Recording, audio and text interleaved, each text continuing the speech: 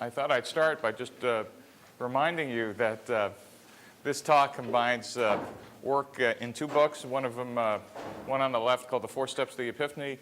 The other one, a book that if you don't have on your shelf, you should. It's called Business Model Generation from a guy named Alexander Osterwalder. And if you're an entrepreneur, the book on the right is almost now a fundamental text.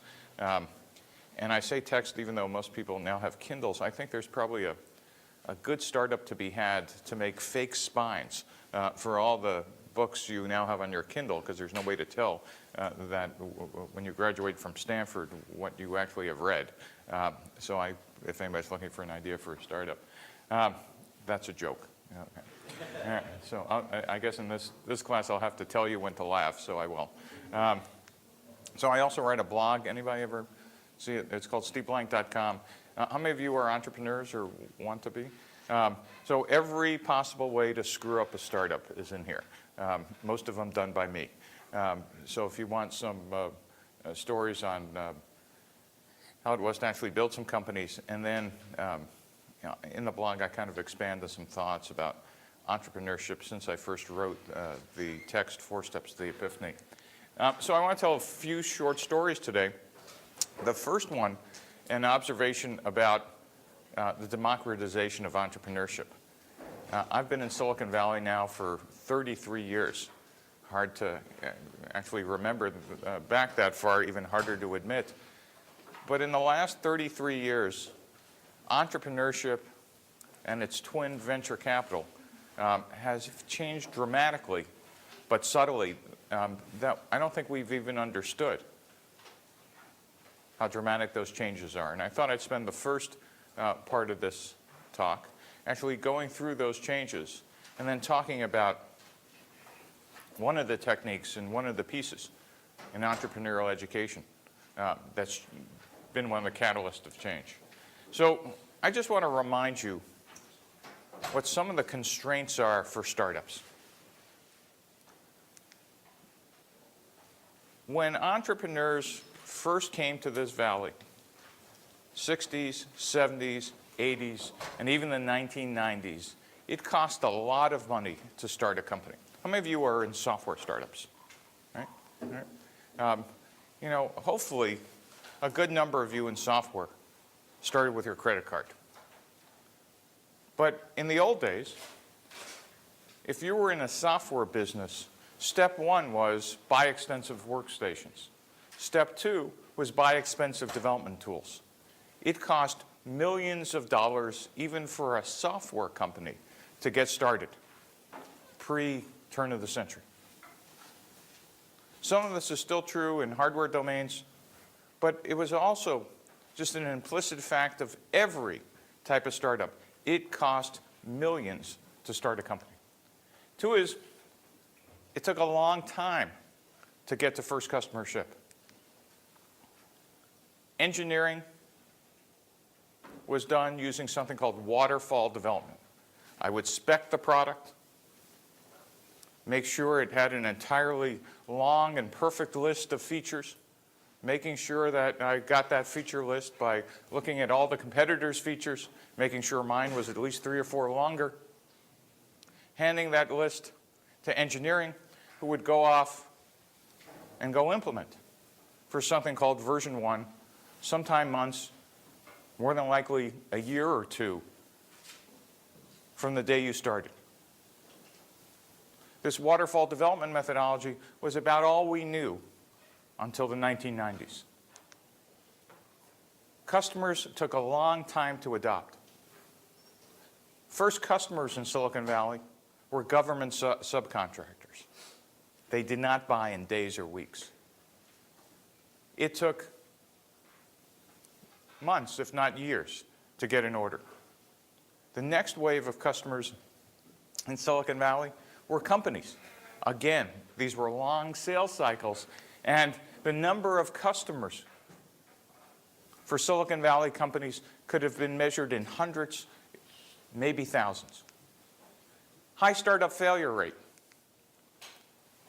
For 40 years, the implicit notion was that startups are smaller versions of large companies, and that all you did in a startup, in your board meeting, reporting to your board, was focus on your execution of the business plan that your VCs had bought into.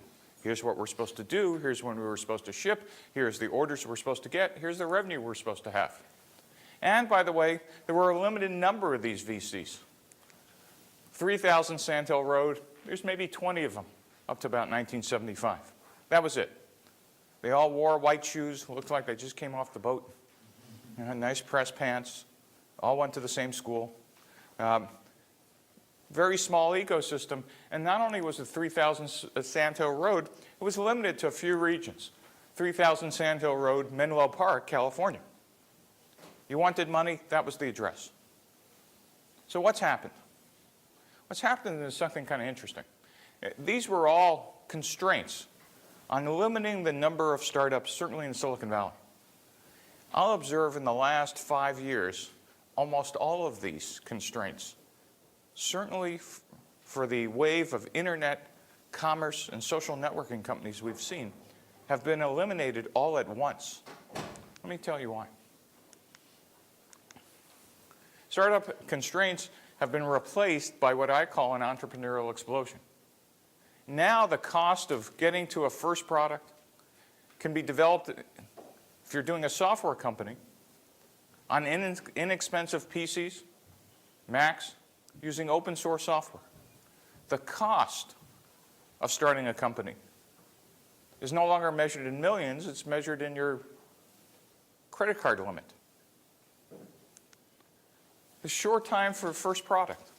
It no longer takes years to develop a product using an agile development methodology. That is a software methodology that allows you to develop incrementally and iteratively. Now says you could get a minimum viable product or a core part of your product out the door in weeks, if not months, or months, if not weeks. Fast customer adoption. Our customers are no longer only the government and corporate. Silicon Valley has now turned to consumer applications. Whoever thought Facebook would have had 500 million customers? That would have been science fiction. Science fiction. Think about a Silicon Valley company with 500 million customers. In how many years? 3, 4? Unbelievable. Lower startup failure rate. Startups, until the last 5 or 10 years, have been a hit or miss proposition. We talked about the people, we talked about having great board members, but we really didn't understand the first line.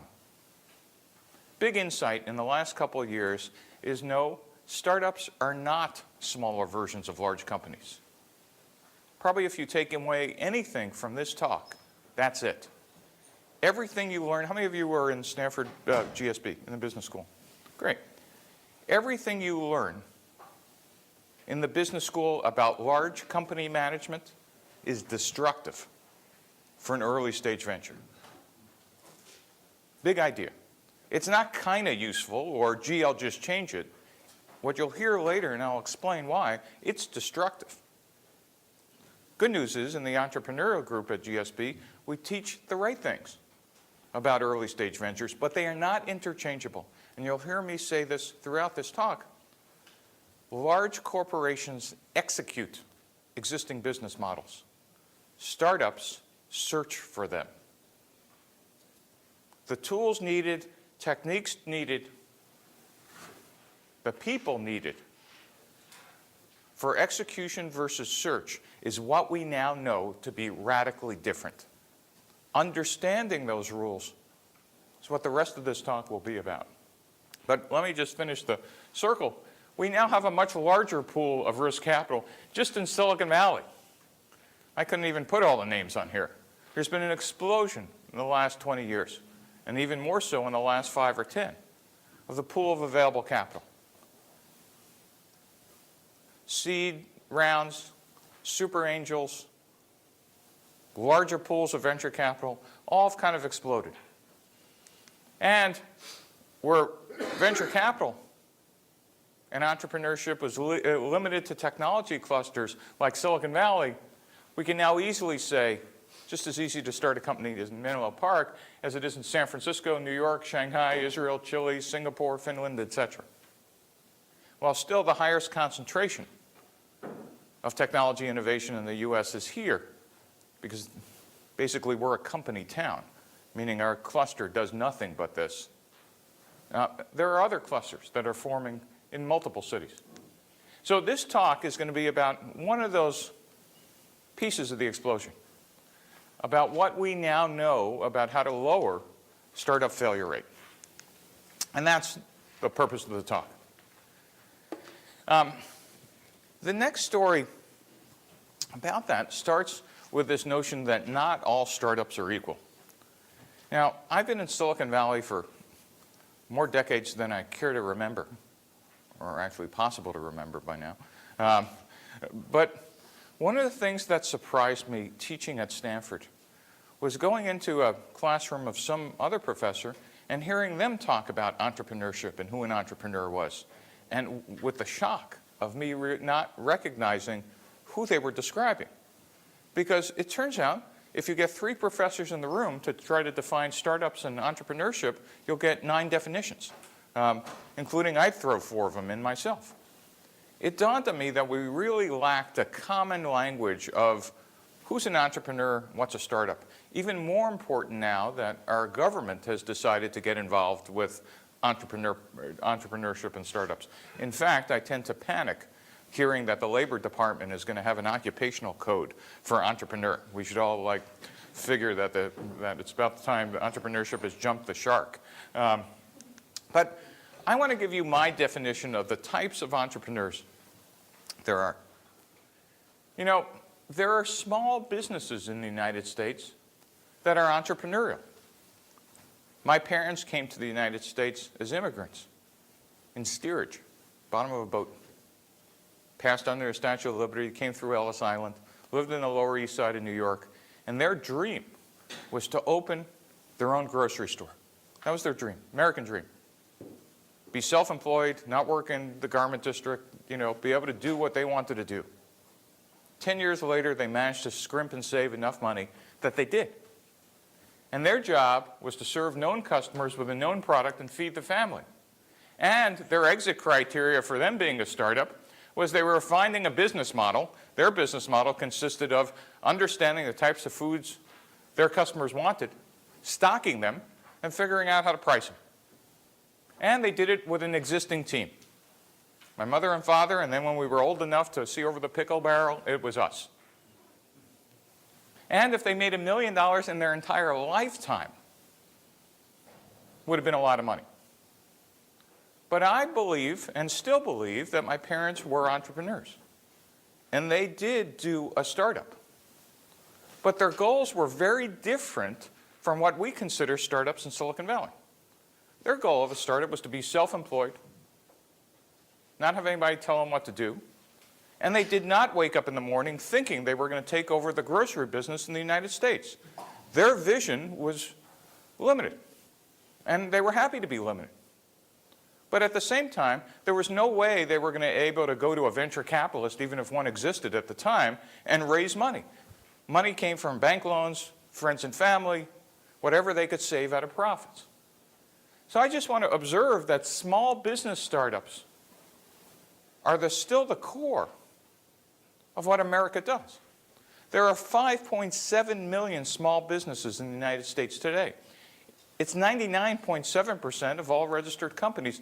It employs 50% of all non-governmental workers are in small business startups. Now, what's funny, in Silicon Valley, we have a term for these people. We call them lifestyle businesses. They're in a lifestyle, and some of you, yeah, you're a lifestyle business. Right? They could be people who are consultants, people who run their own, grocery store, hairdresser, carpenters, plumbers, small groups of plumbers. They're lifestyle businesses. You know what the real name for these people are? Normal. Right? Those of you sitting in this room are the ones who are crazy.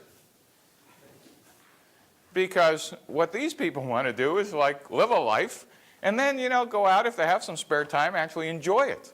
Their goal is not to work 24/7, though most of them, or some of them, get trapped in doing that. But their goal is not to take over the universe or anything else. But they are entrepreneurs.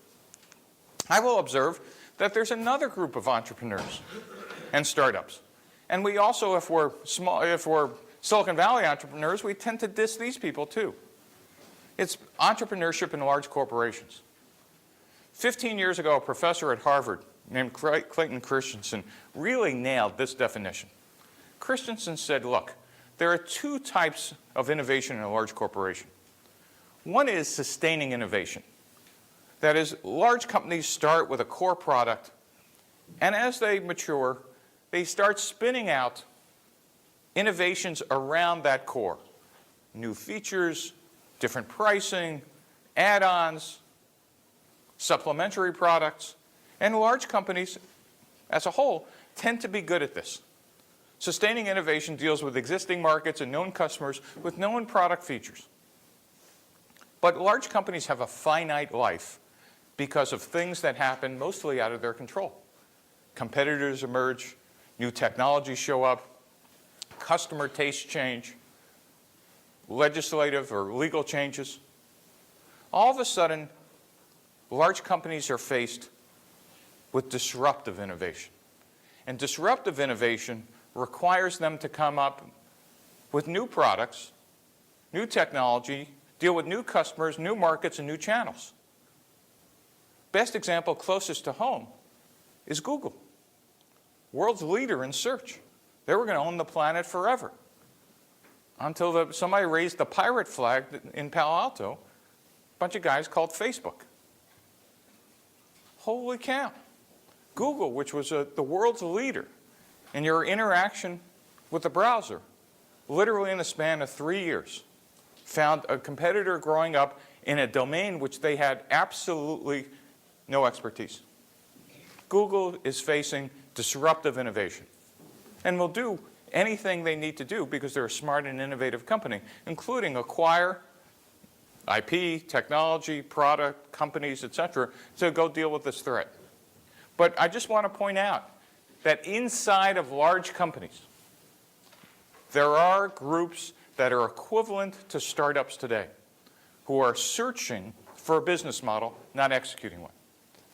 And then finally, by the way you deal with disruptive innovation in a large company is when you try to build it. That is, oh, great, there's Facebook, we'll build Facebook inside. Look how big we are, we could do that. And I don't know if any of you ever wondered, but I always wondered, how come large companies get like tripped by the underwear at their ankles, every time they try to compete? They got like a gazillion resources. How come they can't compete with scrappy little startups? And the answer is Shakespearean in its tragedy. And we'll be talking about this in the rest of the talk. Large companies, once they get to a certain size, hire people to execute known business models. They manage those people on profitability and success in executing the model they were hired for. Large corporations don't hire generically innovative people. And I don't mean they don't have innovative people. I'll give you an example. McDonald's. Anybody ever been, anybody want to admit ever walking into a McDonald's? Okay, good. All right. McDonald's in Des Moines, Iowa, and McDonald's in Menlo Park, California, believe it or not, have essentially the same menu. Imagine one day the Menlo Park McDonald's hires an out-of-work entrepreneur as the manager by accident. It's going to happen one day. Who wakes up and says, this menu's boring. We ought to be serving pizza. Next morning, there's a line, almost rioting outside the McDonald's because you can't get your Big Mac anymore. Point is, McDonald's doesn't want innovators in the majority of its execution chain. Somewhere back in Illinois, I'm sure they have a lab of testing innovative ideas. But 99.7% of employees in a large corporation are hired to execute an existing business model, which makes trying to do disruptive innovation internally 10x or 100x harder, not because people are stupid in large corporations, far from it, but they were actually hired to go do one thing, and they're incented to do one thing. And here are these crazy people in the offices next door to them trying to say, we're not filling out the expense reports in triplicate, we're entrepreneurs. Just culture clash all the time. So large companies tend to acquire, not always, but often. They acquire intellectual property. They might acquire talent, headcount, which is, by the way, why Google acquired 50 companies last year. Most of it for people. They acquire product lines, or they acquire for customers, or they acquire for entire businesses and P&Ls. Various reasons why companies acquire. So I just want to point out, so far, we have two types of innovators, two types of startups, small business, large companies. But that's not what Silicon Valley is about. Silicon Valley is about this, a third group, which I call not startups, but scalable startups, just for the sake of making the point that when you do a startup in Silicon Valley, it is not, I want to grow from 1 to 5 people. It's, I want to do something substantive. I want to change something. I want to build something important. And typically the goal is to solve for unknown customers and unknown features.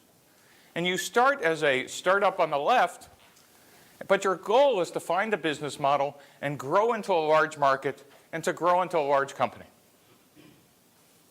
Startups search for a repeatable and scalable business model.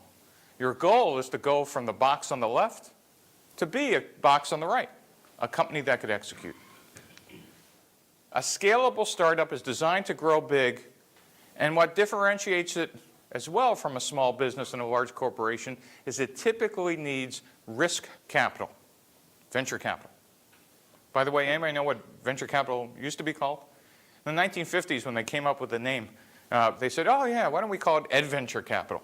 And the bankers in New York said, you know, and they said, okay, we'll shorten it. So it's venture capital. But when Silicon Valley says startup, what we're really talking about is not small business startups and not large corporation startups. Does this make sense? Why it's really important is as we sit here in Silicon Valley, we all think we kind of know what the word means. You step out of this bubble, go to Washington, D.C., try to talk to legislatures or the executive branch. Go to Sacramento. Go to Nebraska. People have no idea what this is. They know what small business entrepreneurship is. Making sure we use the right words, and also as an educator, making sure we educate correctly. Outside of the United States, this is the unknown. Outside the US, small business entrepreneurship is what people think entrepreneurs do.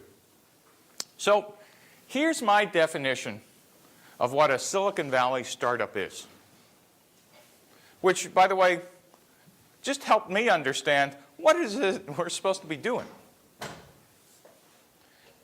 My definition is that a startup is a temporary organization used to search for a scalable and repeatable business model.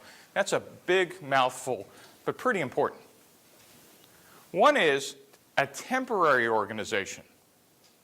My belief, there's no such thing as a 12-year-old startup. There's a 2-year-old startup attached to a 10-year-old failure. Big idea. Because your job in a startup is to search. If you knew exactly how to execute, you just would hire the first 150 people as quick as you can. You actually are looking for something. And what you're looking for is a repeatable and scalable business model. The words repeatable and scalable should make sense, but the word business model I will also define as we get further into this talk. Make sense so far? So, by the way, have any of you been in startups? Yeah. So there's a secret memo none of you have ever gotten. Any of you venture capitalists? And no one's going to admit it. Okay, there's a secret VC memo because instead of this diagram, you go from startup to large company. VCs actually know it doesn't work like that. You go from startup to transition to large company. I always thought, gee, okay, I get it. I leave being a startup when I find a scalable and repeatable business model. And when I do that, my expectation was at the board meeting, at a minimum, they were going to pin a medal on my shirt, give me a handshake, maybe a gold watch, and parade me, up and down the aisles of the company with, throwing confetti saying congratulations. Instead, you know what happens to most entrepreneurs when they find a scalable, repeatable model? Board meeting kind of goes like this. The VCs, for the first time, VCs who didn't even know your name are now paying attention to you. I don't know if all you know, but a typical Silicon Valley VC sits on anywhere from 8 to 12 boards. Right? So when they're showing up at your board meeting, they physically have to get out their BlackBerry or Android phone or iPhone and look up your name. Right? Then they're looking at the sign on the building to figure out they're at the right company. Right? You see one VC, they see 12 CEOs in a month. And by the way, when you're talking about your board meeting, blah, blah, blah, blah, blah, blah, blah, blah, searching, blah, blah, blah, you know what? They're kind of listening. They might be on their phone. But the board meeting, when you say, and we think we've cracked the code, and we have some repeatable revenue or users or something, all of a sudden, you got that VC's attention. Because for the first time, you're no longer a faceless mass in his portfolio, but all of a sudden, you are in an important company that might actually provide a substantive return in that VC's portfolio. All of a sudden, the VC is now looking at you in a way that's making you kind of uncomfortable.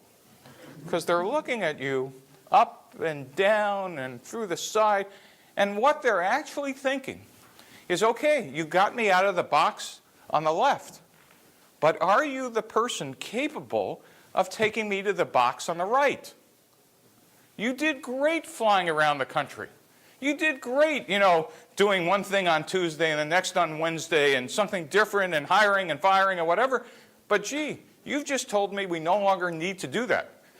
What you've just told me is we've gone from search, where we're doing different things every day, to repeatable, where we need to execute. Now my question is, as the VC, are you the guy or the woman? Interesting question. So there's really a box in the middle called the transition, and what the VCs don't tell you is you're going from search to build to execute. And what happens in this build phase is most often than not, the founders depart. And that's a very polite way of saying you're holding on to the door frame and the VCs are pushing you out. Because most first-time or even second or third-time founding CEOs don't quite understand it's not personal. But right here, your interest and your VC's interest, which were aligned, have now diverged. Because VCs have a different business model than you, and their career objective is different than you. It isn't personal, it's business. And the business part is what venture capitalists want to see is somebody capable of bringing in scale. That is, growing your startup to a large company. Are you, as the founder, capable of doing that? And more often than not, they bring in what's pejoratively called the suit, but truly is an operator. Somebody who's an operating executive, who is actually skilled at doing this. Make sense so far? Anybody ever encountered this? This is why. It's a secret memo you never get. And it's nothing personal. The bad news is, and I laugh about this with my friends who are VCs, how come you don't tell founders this? And they go, Steve. So imagine, I'd be the only VC telling you, hey, by the way, when you succeed, I'm going to replace you. Do you think I'd ever get another deal? And so this is kind of the dirty secret. And it actually does injustice to entrepreneurs not understanding this is a normal part of the process. The interesting conundrum is think about who runs today the most successful technology companies in the world. Their original founders. Steve Jobs, Larry Ellison, Jeff Bezos, at least for the first couple of decades, Bill Gates. I'll contend they're the exceptions that prove the rule. They actually, and by the way, remember Jobs had to get fired by an operating executive he brought in to go understand this. There's a growth process that most founders don't actually go through fast enough.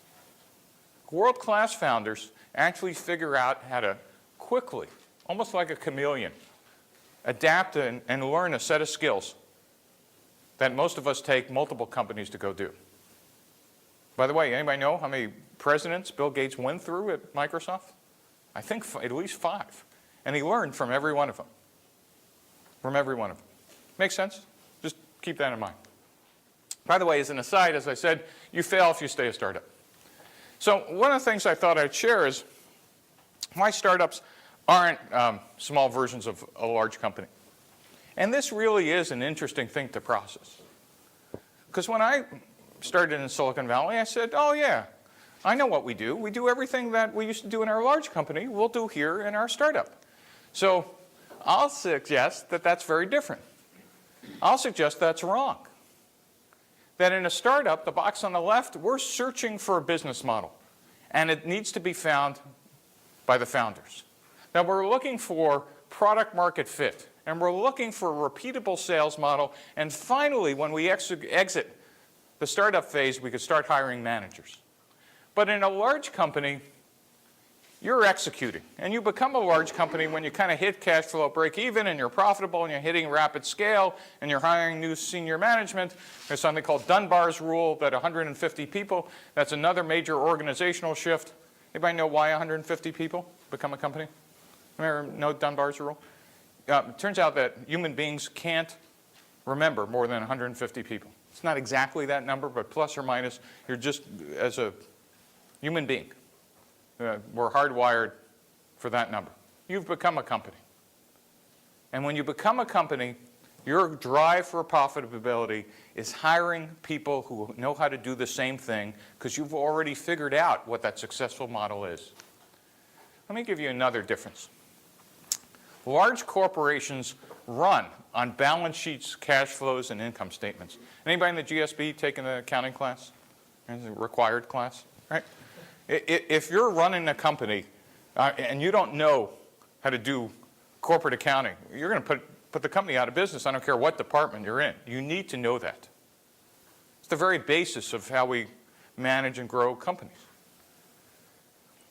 Anybody ever been in a startup board meeting? Now, I got to tell you, I was in startup board meetings for 8 startups, 20 years. First board meeting. All right, what do we do? What do we do is we show them balance sheet, income statement, cash flow. Okay, great. What's the income statement say month 0? Month 1? 0. What's it say month 2? 0. Month 3? 0. But not only am I paying somebody to prepare all these documents, we actually think that the board is actually managing something by looking at these numbers here on the left. I'll contend from now on, if any board does that in a startup, you walk out of the room. The only thing you need to know about numbers in a startup in the early days, day 1, that it has to do with dollars, is how much cash do you have left and what rate are you burning it at until you hit the ground. There are other numbers you need to know which are much more important that you want your board engaged with. And that's the metrics associated with you trying to search for a business model. Here happens to be some for an internet startup. Your own will be different.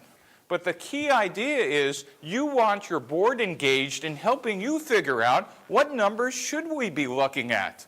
They ain't accounting numbers. You should be so lucky to have this problem as how to count the amount of cash we have or the amount of money that's coming in the door. And maybe you're the rare startup that actually needs to do that on day 1. Most startups are trying to find a business model, and you really want your board engaged in a much different conversation. Are we looking at the right metrics? Or are we going after the right people? Should we be measuring something else? Make sense? Sales. Anybody ever see a large corporate VP of sales? Not a large, but I mean a VP of sales from a large corporation. Anybody ever see one?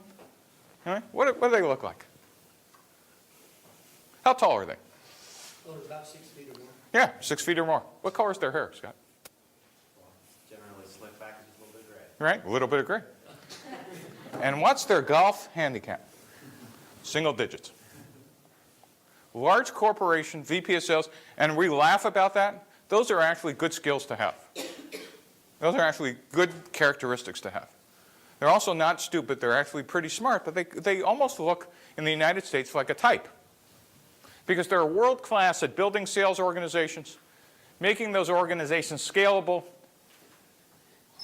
and having sales forces that could sell off of price lists and data sheets, and they operate brilliantly to an existing revenue plan. That's what a world-class VP of sales does. And when you do a startup, my dream was always, hey, I'll just hire one of those people. And if I can't get one of those people, I'll hire one of their directors and tell them they could be a VP in my startup. And that was always the hey, look, they did great over there. And I have to tell you, my last startup, I hired a world-class VP of sales early from Oracle. And I still remember the day. We just got thrown out of like our 4th company we called on in a row. It's pouring rain, kind of like a day like this, but worse. And like, I'm shell-shocked as the founder, but I got this great VP of sales. And he's driving and he's about to start the car, and I go, where are we going? He said, well, we got another call. I said, Jay, another call? We just got thrown out 4 times in a row. I said, don't we want to stop and think about like what we learned? He said, Steve, great salespeople just never take no, they just keep going. And by the way, that's correct. Only when you actually understand a known model. When you don't know what the model is, that's destructive behavior. And in fact, those people, world-class salespeople, actually melt down in startups. Because this guy in our next week started freaking out when I said, well, this presentation isn't working. I'm going to make up a new one. And I was making it up on the drive to the customer. And it was, you can't do that. I know what the existing pitch is. Jay, the existing pitch isn't working. Well, yes, but that's the one we have. Well, I'm the founder. We can make up a new one. Smoke would come out of his ears. And it wasn't because he was dumb. It was actually because he was great at what we had hired him for, and it was our job, our mistake for not understanding the following. Titles on the right actually don't mean the same thing on the left. Can you repeat that? I'm sorry? Can you repeat that? What do you mean? I'm not sure I can, but I will try. Titles: VP of Sales, VP of Marketing, VP of Biz Dev. Well understood in a company that's executing. Gee, VP of Sales in a large corporation, hire the sales force, make the revenue plan, hey, execute the model, sell off the data sheet and price list. Right? That's what a VP is. Take whatever spec you want in a large corporation. That's pretty close. In a startup, in the first year or two, that's not what the job is. Oh my God, what is the job? Well, I don't know, we're going to go get out of the building and figure it out until we data sheet, price list, website, we're going to change them until we get them right. If you don't have people capable of operating in chaos on the left, it explains why most of these people melt down when they hit a startup. Because even though we use the same title, the job descriptions, if we're honest, are actually quite different. Does that make sense now? Engineering, same thing. Large corporation, great VP of engineering can take a market requirements document, put it together in a waterfall development plan, hire engineers, and then at the end have a QA and tech pubs department. I could always now tell when a startup is in trouble because the first thing I ask is in the first year or two, so how many people do you have in QA and tech pubs? And if the answer is like more than one, it's a disaster. Because in a startup, in almost every case, you need to be doing a very different type of engineering. Waterfall development in a large company says, I spec the product, and I execute, and you'll get it at the end. In a startup, except for corner cases, you really don't know what to spec. And what you want to do is agile development, incremental and iterative development. That requires much different engineering leadership and talent. What do you mean by corner cases? So we'll talk a little bit later about the types of startups. There is a type of startup that's executing in an existing market. An existing market, by my definition, simply says you have a product which is substantively better as agreed to by the existing customers in that market, and you are going to take market share from the incumbent. If that's the product you have, then you could spec the entire product on day one. That's the corner case. In any other type of startup, that's not the case. You're searching for what the right feature set should be. Does that make sense? And in fact, it's detailed in the book, 4 Steps to the Epiphany. I'm not trying to flog the book, but just FYI. Agile development, continuous deployment, continuous learning, self-organizing teams, and you're going to ship not the maximum feature set, which is the goal in a large company, but the minimum feature set, or sometimes called the minimum viable product. Big idea. In a startup, you want to get to market as quick as possible, but not by offering every possible feature, but doing the exact opposite. Boy, that's really a hard concept. I want to offer the minimum features on day one. Whoever thought you could offer a smartphone without copy and paste? Can I remember which smartphone that was? iPhone. Or who could ever offer a music player without an FM tuner? Anybody remember what that device was? iPod. Right? Minimum feature set. Right? We'll incrementally add features later as needed. But first we want to get the product out and see if our core idea is correct. Last piece, especially for those of you in business school, large corporations love business plans. Business plans are wonderful in a large corporation. I know who the customers are. I know who the market is. I'm doing a product line extension. I could spec everything, and it describes a set of knowns. A business plan in a startup is a creative writing exercise. A business plan in a university, I will contend, is only done because it's easy to grade, not because it provides students any use at all. It's actually detrimental to your career. In a startup, instead of a business plan, you want to spend your time working on a business model. And I will describe later what a business model is. But it describes unknowns and sets you up for what you have to learn. So, as an aside, how do startups search for a business model? Well, the search is something called customer development. Here I've blown up that box of startup. And the implementation is called agile development. And I'm going to talk a little bit more about customer development. After 40 years, I think we understand why startups fail. Because more startups fail from a lack of customers than from a failure of product development. Now, this is a mind blower in Silicon Valley. And this goes across any technology except for biotech. Leave biotech aside. But hardware, software, silicon.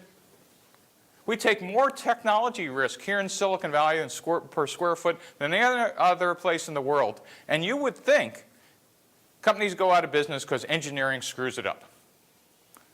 The reality is in most companies, most markets, 90 to 95% of the failures are from a lack of customers. Now, for those of you engineers, don't feel smug because I've never seen a product delivered on time. But it's not like the company goes out of business because of that. It goes out of business because of this.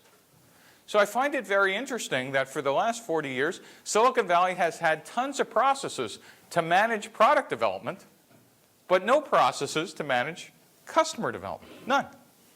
And in fact, the only thing we used to have is this product introduction model. Anybody ever see this before? You know, seed round, product development, alpha test, beta test, first customer ship. Anybody ever see this? Come on. Yeah. In fact, when I used to put this up in my class, students would say, we've seen this. And I used to say, even the waiters in San Francisco could draw this. And some of them used to say, well, we're waiters because we used to be .com CEOs. And I said, so that I'd never make that joke again, so I won't. But startups fail because of this diagram. This diagram says and enhances and convinces founders to make two major mistakes. One is, I know what customers need. And because I know what customers need, I could spec the product on day one. Right there. Now this is pretty interesting because startups are an act of faith. Right? They are driven by the passion of an entrepreneur. And so part of your passion has to be a belief that you actually do know what problem to solve. So this is a real conundrum. And the way I describe it is that on day one, a startup is a faith-based exercise. Truly, it's a passion. But the startups that survive very quickly replace that faith with facts as quickly as possible. And that is, instead of executing completely on faith, well, I know it's my vision.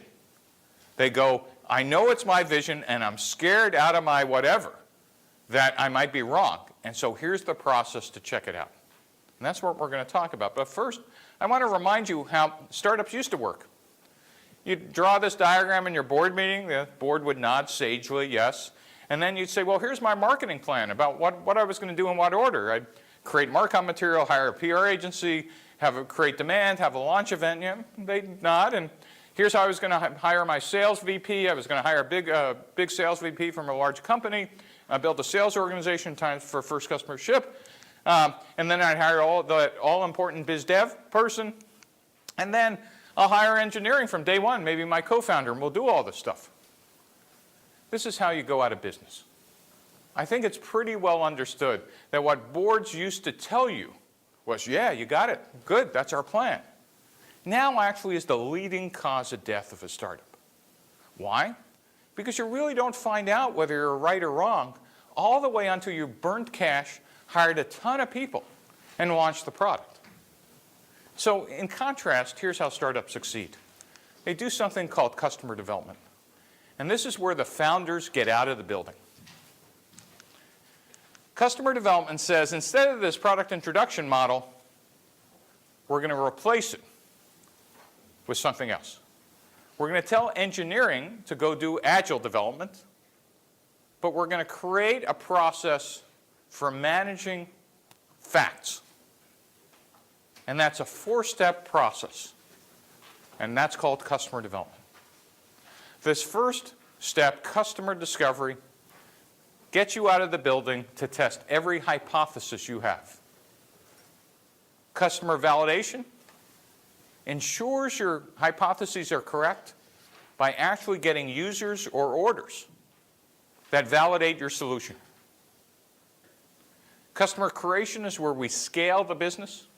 And company building is that stage where I had labeled transition before. Remember, where you get to leave? Maybe you don't get to leave anymore. You get to stay.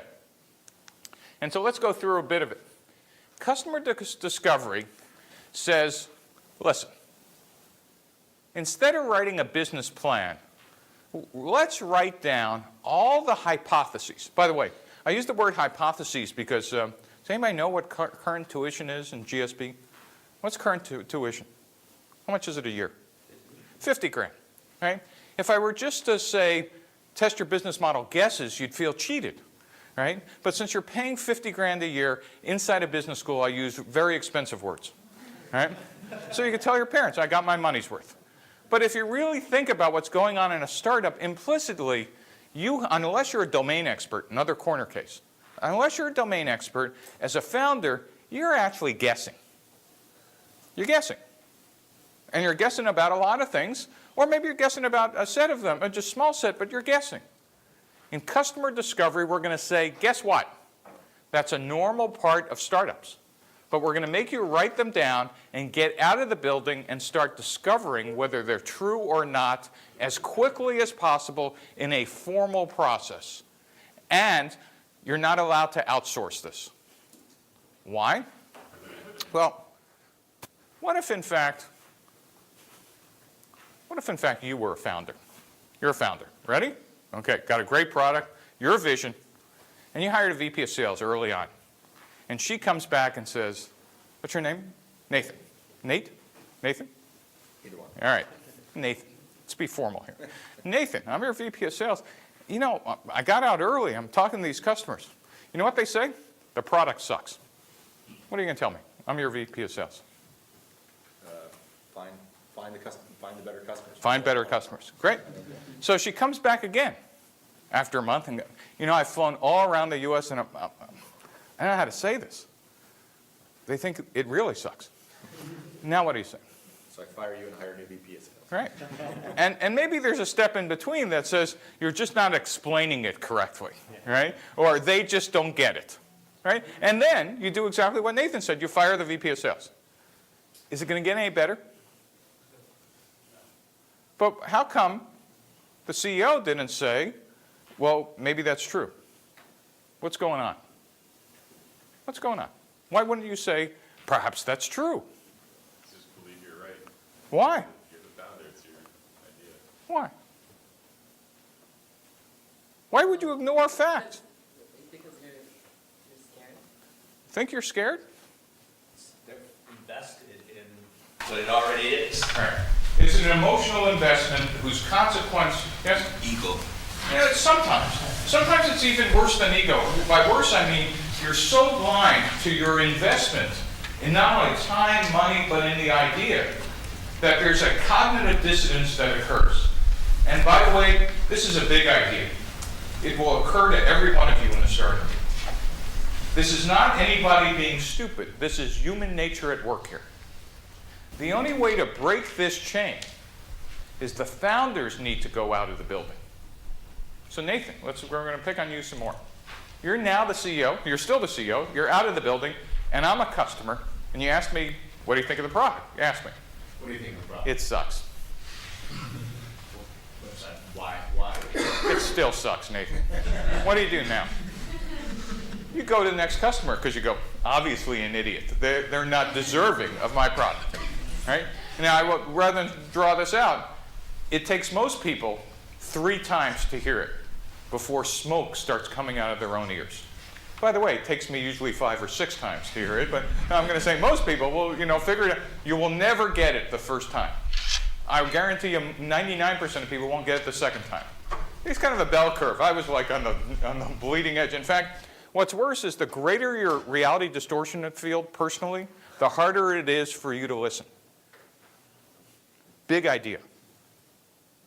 By the way, if anybody's thinking about doing customer development, don't do it if it ain't you or your co-founders getting out of the building. It can't be outsourced. Because you will be hearing things that are counter to your instincts, beliefs, and whatever that you need to process. And eventually, you will process them if you're hearing them. I will guarantee you, you will ignore them if brought to you second and third hand. That's why hiring consultants to go do this, etc. Consultants can make intros for you and help you organize the process, but you personally need to be hearing that data. By the way, yes? Do you have, so let's say there's 2 gift makers that start a company. Yep. Now you're pushing to go, do you have tactically a couple of sales things that they need to learn? Yeah, go read the blog. There's a ton of it there. A ton. And there are lots of people who are writing about this now. But yes, and in fact, at the end, I'll point you to some resources. But on the blog, Any articles usually? yeah, there's a tab on my blog called Startup Tools, and it links to, besides tools on how to build technically startup, there's a ton of links to other blogs that talk about this. By the way, our old friend, the business plan, sometimes rears its head here going, well, shouldn't I just be executing off my plan? I'm just going to say this one more time. No business plan survives first contact with customers. Business plans come from large companies. They're great in large companies. They're great for professors who consult for large companies in business schools. Seriously. No professor, I will contend, who actually did a startup can look you in the eye and tell you this is a useful document. And because we never had anything to replace it with, there was no other contest to run.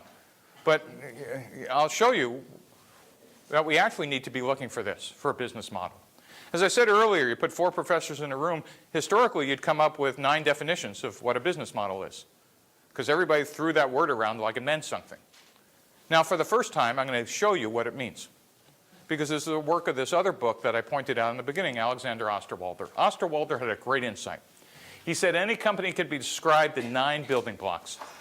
And I'll give you the cliff notes of the book in a second.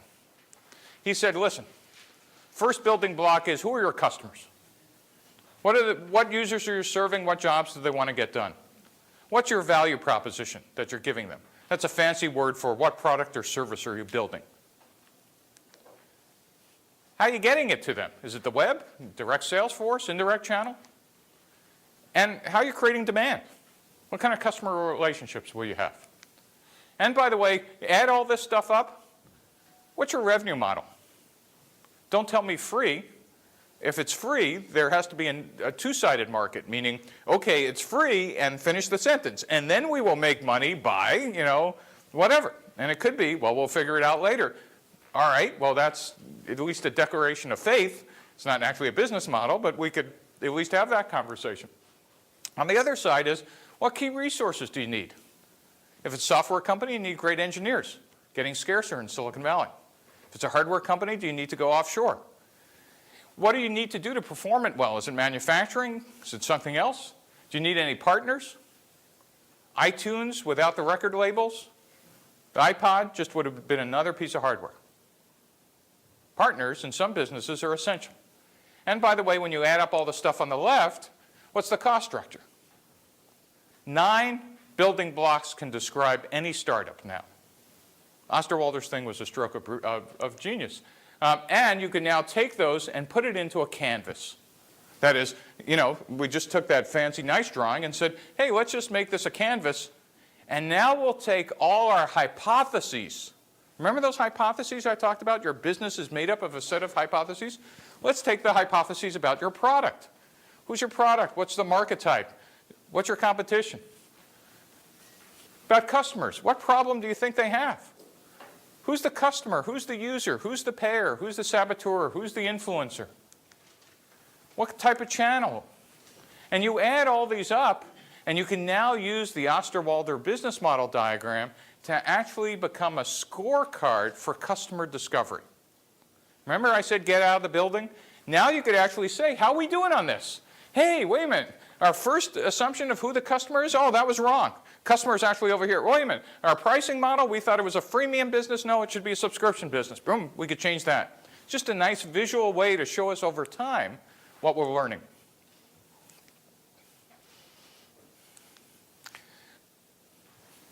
The goal for engineering during this time is to build what's called the minimum viable product. Minimum viable product is the smallest feature set that gets you something. And you get to define what that something is. Is it the minimum feature set that gets me orders? Or is it the minimum feature set that just gets me learning? I want to put up just a red button on my web page to see if I could get anybody to push it. Truly, that could be a minimum viable product for week 1 in a startup. Can I create demand to get people to this page? Or it could be, no, I know what the core features of our website should be and our offering. Great. Do those. Or is it to get feedback? Or is it to test some failure modes? The first 2 things you need to be testing in that Osterwalder diagram is the minimum viable product and who the customer is. But remember, it's just one of those 9 parts of that business model. And you're doing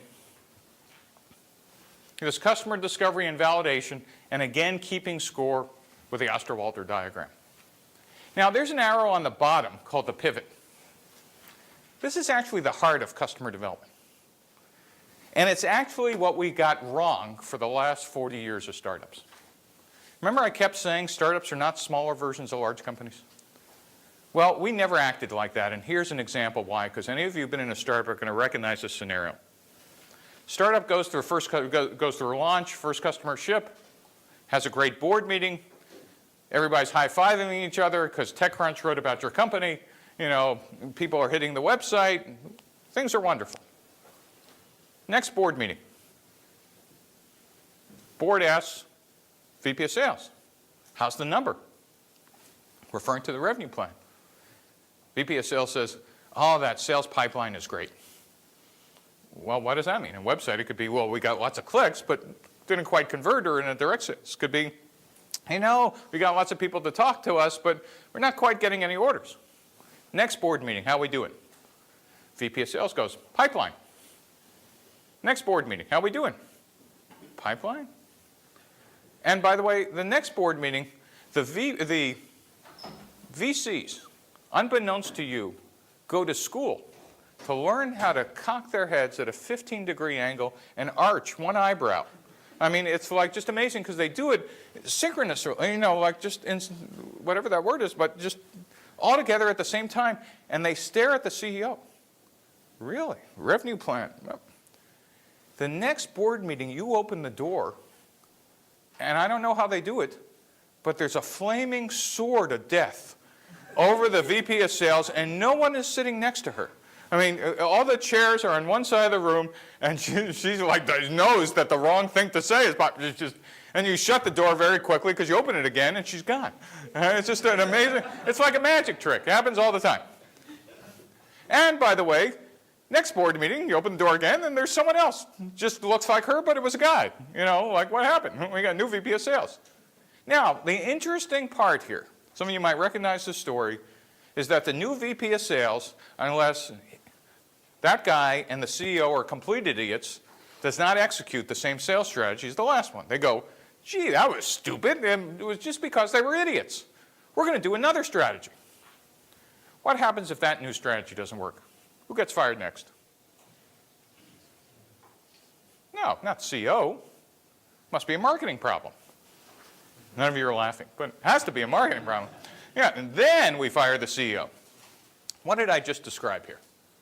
What I just described is, A, some of you might recognize the normal path on how we solve problems in a startup. And no one in 40 years recognized, wait a minute, this occurs more often than the case that we actually execute the plan pristinely. In fact, in almost every startup, it doesn't occur or it doesn't roll out per the plan. This is a huge idea. Startups are all about chaos and things not working like you believe. Your hypotheses are almost always wrong in a startup. That is, they're not often right. Yet the way we used to deal with this is by firing executives to iterate the strategy. Whoa, what a waste in time and money. This feedback loop, the pivot, simply says being wrong is a normal part of the startup. Getting your hypotheses wrong is normal. So what we're going to do is, instead of firing people, we're going to say, you know, we got something wrong in our discovery process. We just misheard what the market said, because we thought they said if we delivered X, they'd pay Y. Didn't work that way. Okay. We didn't hire 15 people in a sales force. We haven't hired, 400 other people in support. Let's just go iterate. That's what the pivot's for. Make sense? So wrap up. Startups are not small versions of large companies. Traditional big company planning tools fail. And startups are built on hypotheses. You need to test each one of them. Business models help you keep score. Customer development is the process to test the hypotheses. Now, I got about 11 more minutes. Can I tell you one more short story? You sure? Anybody wants to leave, you can. But there's one more story. So why startups aren't run by accountants. Anybody an accountant here? I don't want to, complain. You could leave now. Anybody know who the inventor of the modern corporation is? Look at this guy. Doesn't he look serious? This actually is a real Time magazine article from the 1920s cover. Anybody know who he is? Who was he? Yeah, I'm glad you could read. Who was he? What about General Motors? Who was he? He was one that started, that ran General Motors. Ran, okay. Anybody else? Consolidated Yeah. all the different. Yeah, that's what most people think of him. Alfred P. Sloan, General Motors president and chairman, he actually invented the cost accounting system for running large corporations. Corporations in the 20th century are basically possible because this guy took the accounting system that DuPont used in World War I, who was on his board, as you'll hear later, and actually applied it to making GM into a large distributed organization. put the managerial financial controls, and it was copied by every other major corporation in the United States pre-World War II, and post-World War II led to the American century in terms of corporate expansion overseas. Truly a genius. Lots of things are named after him. MIT Sloan School, Sloan Foundation, Sloan Kettering Cancer Institute in New York. Everybody know who Kettering was? Oh, another fact. He was his VP of engineering, of course. So, great guy. And in some classes, I get people say, well, yes, he was the founder of GM. Turns out, Sloan had nothing to do with the founding of GM by 20 years. This guy was the founder. Doesn't he look like a founder? Come on, which guy would you rather hang out with? This guy, you know? Or this guy? Hey, this guy, we could take him this picture in the streets of Palo Alto one night. Hey, come on, we're going down to the bars. This was Billy Durant. Billy Durant was the founder of General Motors. Billy Durant also was the leader in the United States in horse-drawn buggies in the 1890s out of Flint, Michigan. Built the largest horse-drawn buggy company in the U.S. One day, Billy Durant, sitting in the bar, was in the bar, in Flint with his fellow buggy manufacturers. Probably Friday afternoon, knocking a couple back. And all of a sudden, they hear this noise coming up this dirt-covered street. And it was like the loudest thing they'd ever heard. And all of a sudden, they see this carriage coming in. It wasn't even one of Durant's. It was one of his competitors. And it didn't have any horses. And somebody had strapped a one-cylinder engine to it, 1890s, and basically, you know, called the transportation. And the rest of his friends were hysterical because this thing looked like it was going to catch fire any time. Horses were running wild, you know, and they were all, "Look, Billy, look at that." Durant sobered up in about 30 seconds. Next Monday, he sold his entire business, got out of the buggy business, and started buying up technology companies at the time, highest tech companies in the 1890s, automobile companies. He was not a technologist, but this guy was an entrepreneur. And Billy Durant bought up a series of car companies and starts a company called General Motors. Builds it into the largest automobile company in the United States in 1910, and then is fired by his board because he's a crazy entrepreneur, insane, careless, reckless, etc. But he's also pissed. He's so angry at his board for firing him, he says, "Screw you guys." Finds another entrepreneur and starts another car company called Chevrolet. Builds Chevrolet into a bigger brand and company than General Motors, takes it public, and buys out all the GM stock, fires his board, and takes over his company again. Remember a guy named Steve Jobs? Right? Runs his company for another 10 years to 1921. GM is $3.6 billion in today's dollars, being run by his founder, and he again screws up financially. This time he's gambling with the company's stock. I mean, clearly crazy entrepreneur. And this time the financiers he has on the board aren't some local yokels. It is the DuPonts. And they fire him for the second time. Durant gets fired from General Motors, 1921. Company's $3.6 billion. Durant versus Sloan. Sloan becomes the icon of American management, rightly so, from the 1920s to the 1950s. The American century truly is the GM century. He dies rich, honored, and famous. Durant? He dies penniless managing a bowling alley in 1947. He was the accountant. You are here. So, thank you very much.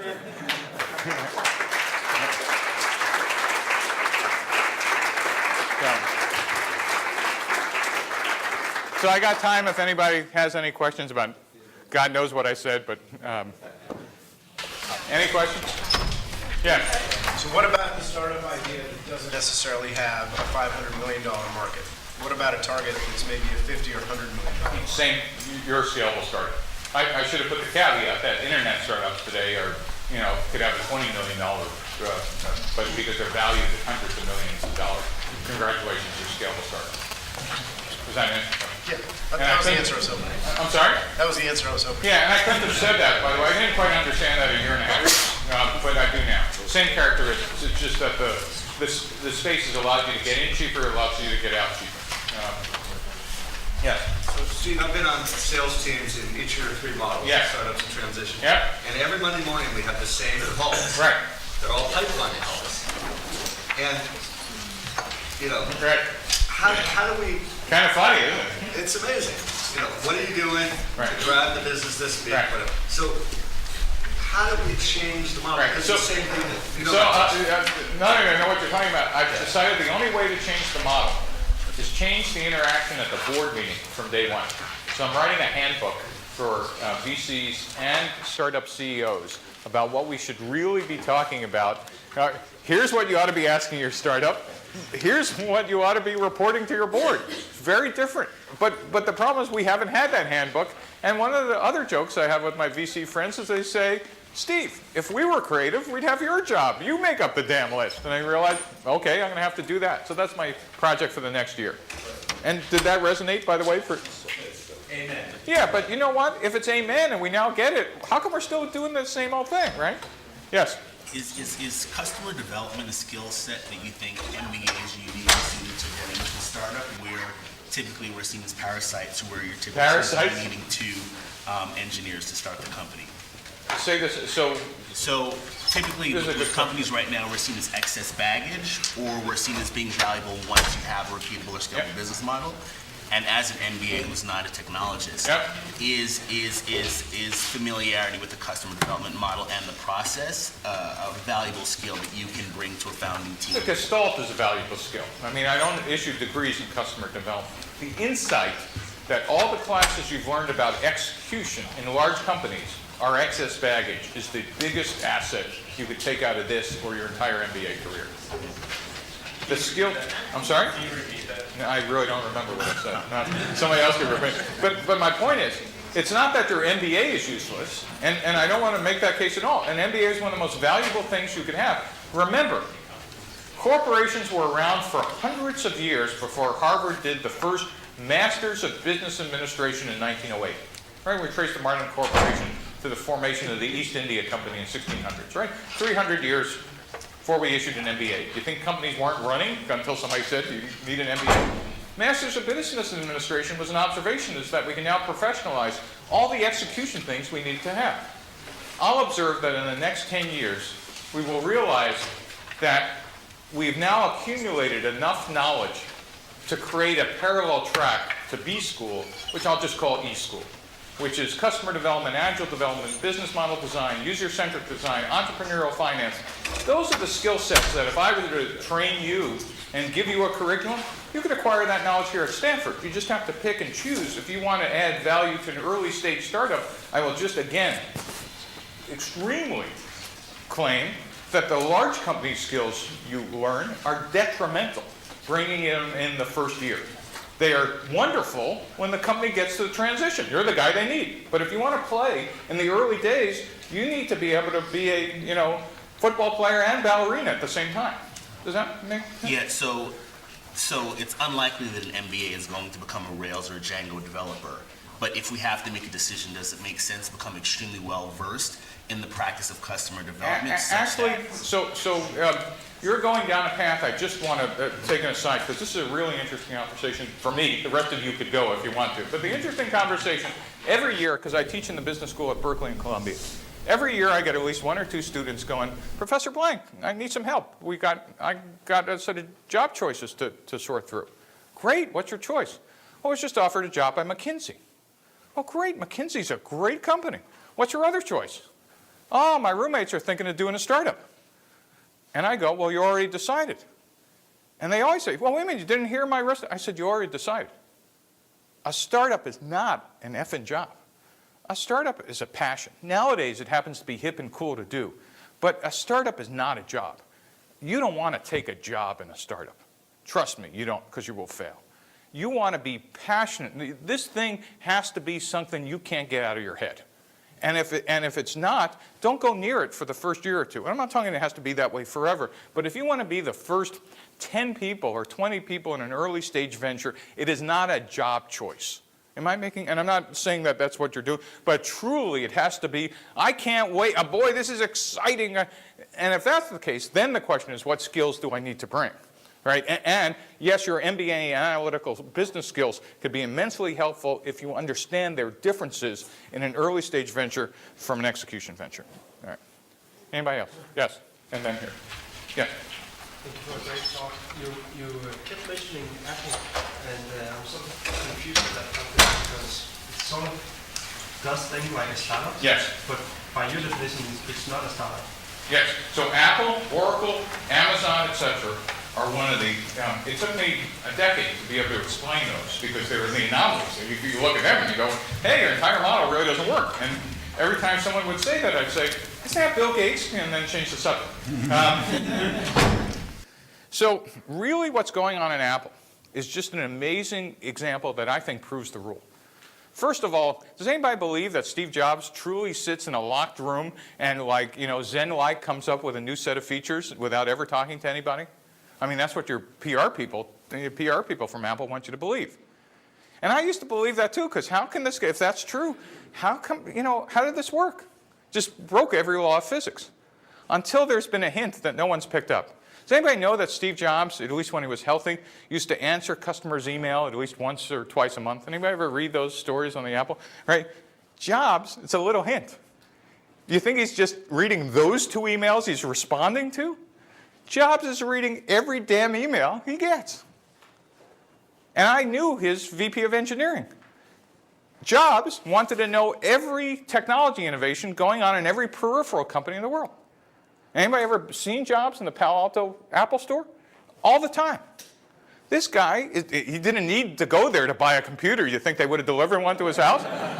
Right? This guy is more attuned. And what he did, and it's a model for what these guys who survived, the founders, they hired world-class operators. That is, their number 2s. With all due respect to Jonathan Ive and Phil Schiller and all these people, are not Steve Jobs. They are world-class executors. Executors. Jobs is sitting up here moving the chess pieces. He hired world-class people to execute that would have been world-class anywhere, but without him, and my prediction, Apple over time will turn into another large company, just like Microsoft. And I forgot what your question was. It was just the fact that it's a startup, or, I mean, how can you come up with it? Yeah, so there are individuals who manage to hire world-class people but still keep the entrepreneurial DNA. And that's what him and 5 or 10 other leading Reed Hastings and Netflix. Same thing. Think Reed is still running the entire company? No, he hired world-class people to manage underneath him, but he's kept hold and not let go of the product vision and strategy. That's what's consistent across all those innovative startups that are now large companies. Make sense? Last question. All right. Go ahead. Would you say that customer discovery would lead to, or could you link that to a business model development? Once you discover customers, then you may want to change the business. Yeah, so every time, so here's Steve's definition of a pivot. Remember those 9 business model boxes? Anytime you change one of those boxes substantively, you've just pivoted. That's the definition of a pivot now. Now, any time you change something minor way, the color or price, price instead of pricing model price, that's an iteration. Startups do multiple pivots and multiple iterations, and if you want to see some great examples of it, I teach a class here at Stanford called Engineering 245. We have students from the B school and the engineering school work together to not only build the company, but get orders in 10 weeks. Their presentations are online. They're now doing their final presentations. It's at E245. Just look it up at Stanford. You could find the entire class online, and you will see students doing this in 10 weeks. Question? One last question. Before when you mentioned the person with the job choice between McKinsey and startup, can you talk about your project with Transformer and how you're trying to get No, it's just offline. I'm happy to do that. Other questions? All right. So you mentioned agile development multiple times, and that kind of implies the startups want to be focusing on software. No. Okay. Do you know who invented agile engineering and agile manufacturing? Toyota. What do they make? Cars. 1960s and 70s. Now, by the way, the joke in Toyota was U.S. car manufacturers finally got to visit Japanese in the 1970s and 80s by putting pressure on Japan. They went into the Japanese car plants not understanding anything about agile. They looked at the manufacturing lines, and you know what they saw? What did they see? Nope. Then it's Japan. What did they see? Really old machines. Nope. Robots. Lots of robots. U.S. car manufacturers, particularly GM, came home and said, we got it. We know the secret to Japanese manufacturing. It's robots. Next 10 years, they ordered $87 billion of robots from Japan. Thank you very much.